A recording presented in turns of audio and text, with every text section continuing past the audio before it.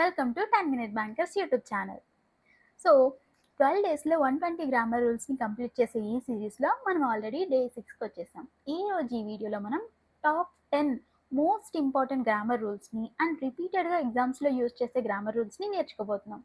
మీరందరూ రెడీగా ఉన్నారా?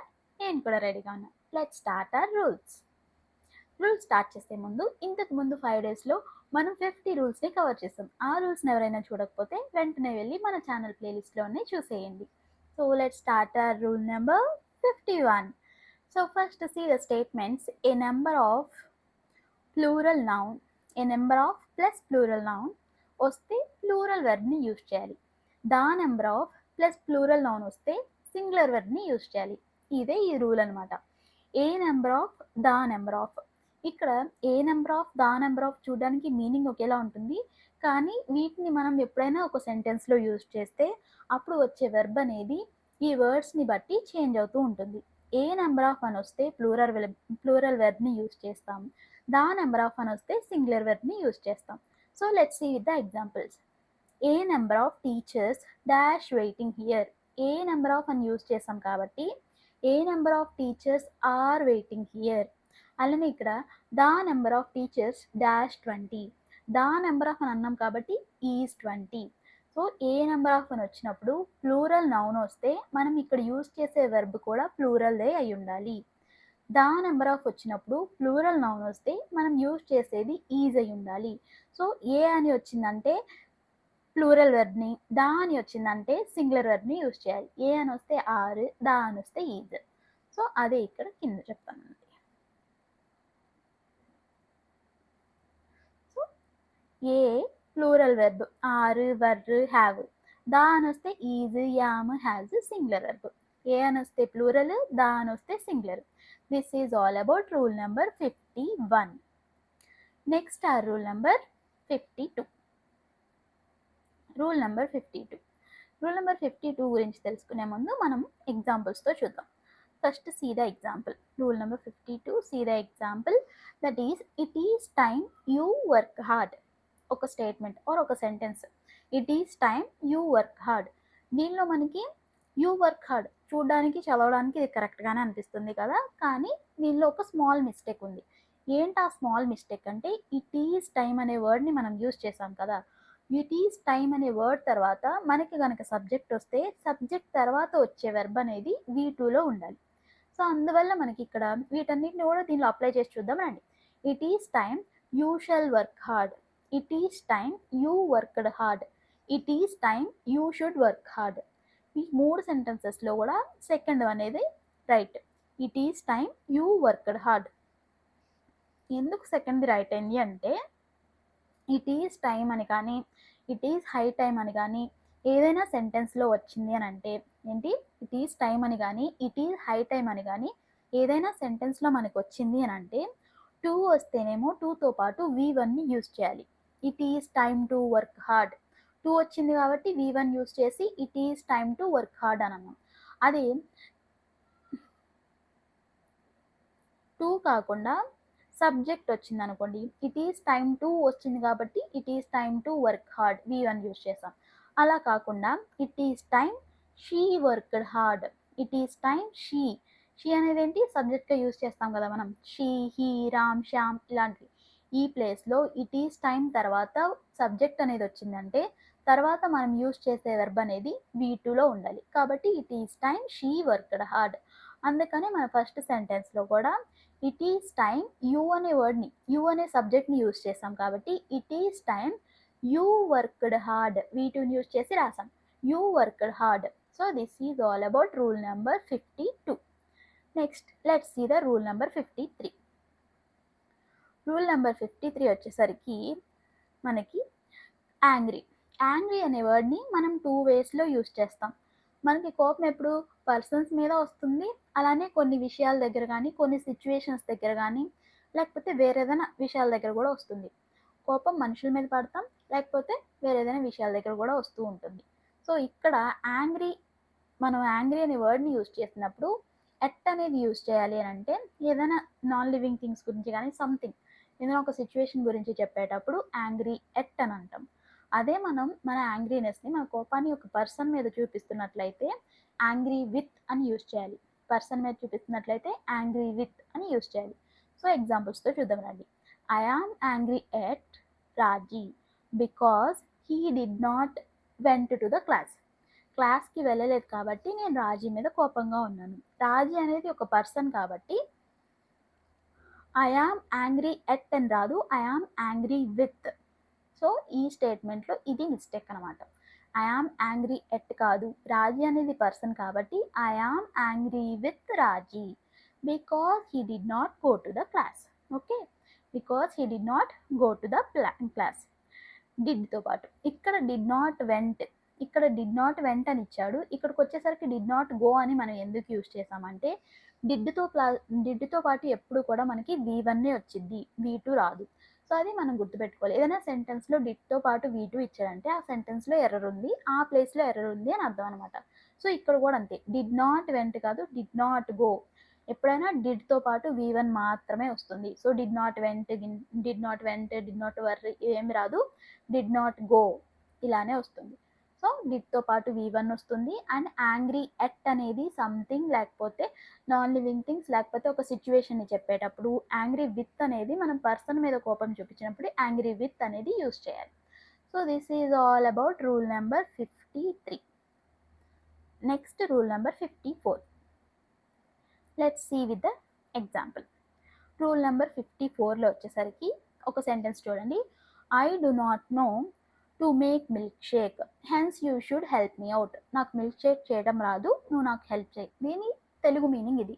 కానీ ఇక్కడ ఈ సెంటెన్స్లో ఉన్న మిస్టేక్ ఏంటి అని అంటే, no, I do not know to make milk shake, to make tea, to make coffee. So I do not know to make tea, to make coffee, to make milk shake. ఇక్కడ mistake ఉంది.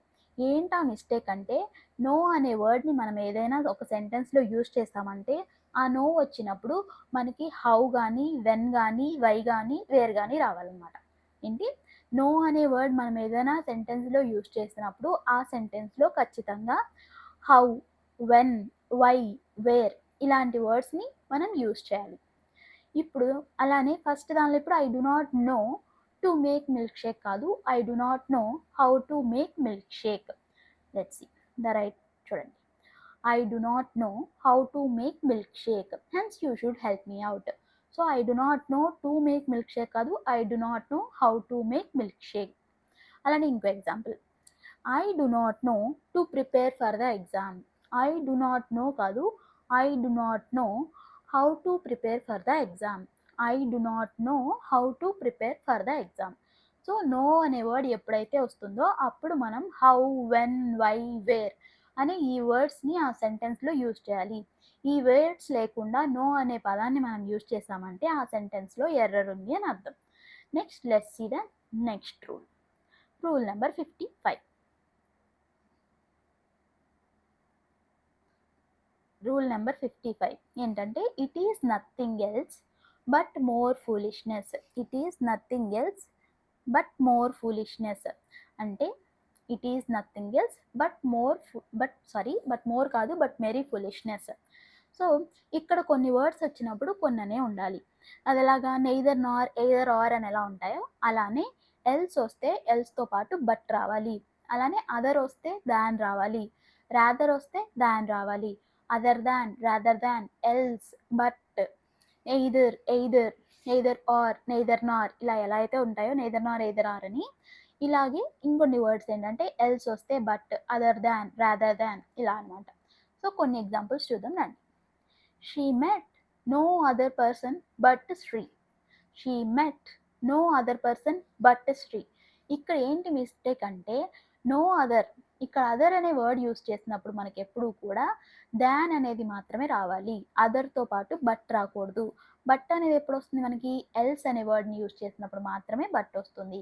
Other కానీ, rather కానీ use చేసినప్పుడు మనం use చేయాల్సిన word than. So ఇది write చేయాలంటే no, she met no other person than Sri. Okay, she met no other person than Shri. This is all about rule number 55. Let's see our rule number 56. Rule number 56 explains about these type of toys are sold in the shop. These type of toys are sold in the shop. So ఇక్కడ toys అనేది plural, are అనేది okay, sold in the shop, these type of అంతా కరెక్ట్గానే ఉంది కదా. ఎక్కడ తప్పు ఉంది, ఏం తప్పు ఉంది అని అంటే కొన్ని వర్డ్స్కి మనం ప్లూరల్ వెర్బ్ని యూజ్ చేయకూడదు. ఆ కొన్ని వర్డ్స్ ఏంటి అని అంటే సార్ట్, టైప్, కైండ్. సో ఈ 3 వర్డ్స్ వచ్చినప్పుడు మనం ఎప్పుడూ కూడా ఆ సెంటెన్స్లో సింగులర్ వెర్బ్ని మాత్రమే యూజ్ చేయాలి. కాబట్టి ఇక్కడ ఏమి ఇచ్చాడు, ఇక్కడ మనకి టైప్ అనేది ఇచ్చాడు, దీస్ టైప్ అని ఇచ్చాడు కదా. సో టైప్ వచ్చింది కాబట్టి ఇక్కడ మనం సింగులర్ వెర్బ్ ఆర్ కాదు ఈజ్ యూజ్ చేయాలి. అలానే దీనిలో ఇంకో మిస్టేక్ కూడా ఉంది, అదేంటే దీస్ టైప్ ఆఫ్ టాయ్స్ కాదు this type of toys. So ఇక్కడ టాయ్స్ అనే వర్డ్ని మనం హైలైట్ చేయకూడదు, ఇక్కడ యూజ్ చేసే type. So this type of toys are కాదు, this type of toys is sold in the shop. This type of toys is sold in the shop. So sort కానీ type కానీ kind ఈ words ఎప్పుడైనా ఒక సెంటెన్స్లో వస్తే ఆ సెంటెన్స్లో మనం సింగులర్ వెర్బ్ని మాత్రమే యూజ్ చేయాలి. సో ఇక్కడ చూడండి, this type of articles is sold in the shop. This type of toys is sold in the shop. Articles అనేది ప్లూరల్లా అనిపించవచ్చు, కానీ ఇక్కడ మనం టైప్ అనే వర్డ్ని యూజ్ చేస్తున్నాం కాబట్టి ఇక్కడ మనం యూజ్ చేసే వెర్బ్ సింగులర్ వెర్బ్ అయి ఉండాలి. This is all about rule number 56. Next are rule number 57. So rule number 57, first see an example. I came dash the class. I came in the class. I came inside the class. ఈ రెండిట్లో ఏది correct, inside. మనందరికి అర్థమైపోతుంది చదువుతుండే. I came inside the class. Next I am dash the class. I am in the class. I am inside the class. I am in the class. I came inside the class. ఇక్కడ in inside రెండు కూడా కరెక్ట్గానే అనిపిస్తున్నాయి, కానీ మనం ఎక్కడ in use చేయాలి, ఎక్కడ ఇన్సైడ్ యూజ్ చేయాలి అనేది క్లారిటీ ఉండాలి. ఇన్సైడ్ అనే వర్డ్ని మనం మూమెంట్ గురించి డిస్క్రైబ్ చేసేటప్పుడు యూజ్ చేయాలి. I came inside the class, నేను క్లాస్ లోపలికి వచ్చాను. సో ఒక మూమెంట్ గురించి ఎక్స్ప్లెయిన్ చేసేటప్పుడు ఇన్సైడ్ అనేది యూజ్ చేయాలి. I I am in the class ఒక స్టేట్మెంట్ బేస్డ్గా ఒక స్టాటిక్ పొజిషన్ని రిప్రజెంట్ చేసేటప్పుడు ఇన్ అనే వర్డ్ని యూజ్ చేయాలి. I came into the class మూమెంట్ని రిప్రజెంట్ చేస్తుంది కాబట్టి ఇన్ టు అని యూజ్ చేసాం. I am in the class ఒక స్టాటిక్ పొజిషన్ని రిప్రజెంట్ చేస్తుంది కాబట్టి ఇన్ అనే వర్డ్ని యూజ్ చేసాం. నెక్స్ట్ ఇన్తో పాటు ఇంకొకటి ఒక ఫ్రేజ్ అనేది ఉండిద్ది. ఆ ఫ్రేజ్ ఏంటంటే ఇన్సైడ్ అవుట్. ఇన్సైడ్ అవుట్ అనేది ఒక ఫ్రేజ్. దీన్ని మనం ఎక్కడెక్కడ యూజ్ చేస్తామనంటే I know my wife inside out. I know my husband inside out. I know my brother inside out. అంటే మనకు ఒక పర్సన్ గురించి ఇన్సైడ్ అవుట్ సైడ్ అంటే లోపల బయట వాళ్ళ గురించి అన్ని విధాలుగానే అన్ని విషయాలు మనకు తెలిసినప్పుడు ఈ ఇన్సైడ్ అవుట్ అనే ఫ్రేజ్ని మనం యూజ్ చేస్తాం. అలానే she is wearing the T shirt inside out అంటే ఏదైనా మనం వేర్ చేసేది డ్రెస్ని కానీ టీ షర్ట్ కానీ షర్ట్ని కానీ లోపల వెలికింతలు వేసుకుంటాం కదా, అలా యూజ్ చేసేటప్పుడు కూడా ఈ ఇన్సైడ్ అవుట్ అనే ఫ్రేజ్ని మనం యూజ్ చేస్తాం అనమాట. రివర్స్లో వేసుకునేటప్పుడు టీ షర్ట్ని రివర్స్లో చాలా టైమ్స్ మనం వేసుకుంటూ ఉంటాం కదా, అలాంటి టైంలో కూడా ఈ ఇన్సైడ్ అవుట్ అనే ఫ్రేజ్ని యూజ్ చేస్తాం. సో ఇన్సైడ్ అవుట్ అనే ఫ్రేజ్ 2 టైమ్స్ అంటే 2 వేస్లో యూజ్ చేస్తాం. ఒకటి మనకు బాగా తెలిసిన వ్యక్తిని గురించి రిప్రజెంట్ చేసేటప్పుడు, రెండు మనం ఏదైనా రివర్స్లో చేస్తున్నప్పుడు ఇన్సైడ్ అవుట్ అని మన డ్రెస్సింగ్ గురించి చెప్పేటప్పుడు యూజ్ చేస్తాం. This is all about rule number 57. Next rule number 58. See the example. She write dash a pen. She write with a pen or she write by a pen. She write with a pen. అలానే Raj hit the cat dash a stick. Raj hit the cat with a stick or by a stick. Raj hit the cat with a stick. So ఇక్కడ బైకి విత్కి ఉన్న difference ఏంటి, బైని విత్ని use చేసే ఆ position కానీ use చేసే విధానం కానీ సేమ్ ఉండొచ్చు, సిచ్యువేషన్స్ సేమ్ ఉండొచ్చు, కానీ ఎప్పుడు బై యూజ్ చేయాలి ఎప్పుడు విత్ యూజ్ చేయాలనేది ఇక్కడ తెలుసుకుందాం. సో విత్ అనే వర్డ్ని ఎప్పుడు మనం నాన్ లివింగ్ థింగ్స్ కోసం యూజ్ చేయాలి, బై అనే వర్డ్ని లివింగ్ థింగ్స్ కోసం యూజ్ చేయాలి. So she right dash a pen, pen అనేది నాన్ లివింగ్ థింగ్ కాబట్టి she right with a pen. Raj hit the cat dash a stick. So stick అనేది non living thing కాబట్టి మనం with అనే వర్డ్ని యూజ్ చేసాం. Next this is done dash Rani. This is done dash Rani. Rani is a living thing కాబట్టి ఇక్కడ మనం this is done with Rani కాదు, this is done by Rani.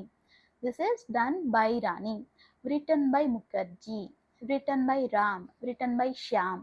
So by అనే వర్డ్ని మనం ఎప్పుడు కూడా లివింగ్ థింగ్స్ కోసం యూజ్ చేయాలి. విత్ అనే దాన్ని నాన్ లివింగ్ థింగ్స్ కోసం యూజ్ చేయాలి. ఈ బై అనేది ఎక్కడైనా ఎక్సెప్షన్ ఉందా అని అంటే what is the time by your watch. Watch అనే వర్డ్ని యూజ్ చేసినా కానీ వాచ్ గురించి ఎక్స్ప్రెస్ చేసేటప్పుడు వాచ్ అనేది నాన్ లివింగ్ థింగ్ అయినప్పటికీ కూడా ఇక్కడ మనం విత్ అనే వర్డ్ని యూజ్ చేయకుండా బై అనే వర్డ్ని యూజ్ చేస్తాం.